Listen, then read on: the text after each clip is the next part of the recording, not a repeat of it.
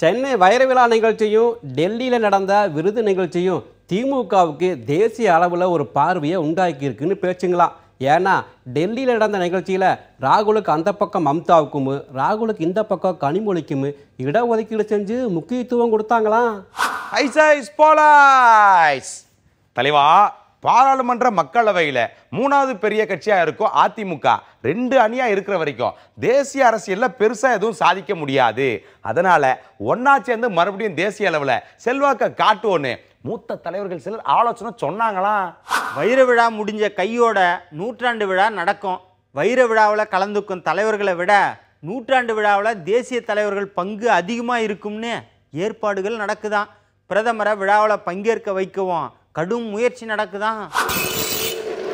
ஐயா, அந்த அணி சார்பில் நடக்கும் நூற்றாண்டு விழாவிலையும் இந்த அணி சார்பில் நடக்கும் படத்திருப்பு விழாவிலையும் பிரதமர் கலந்துக்கிட வாய்ப்பு இருக்குதான்.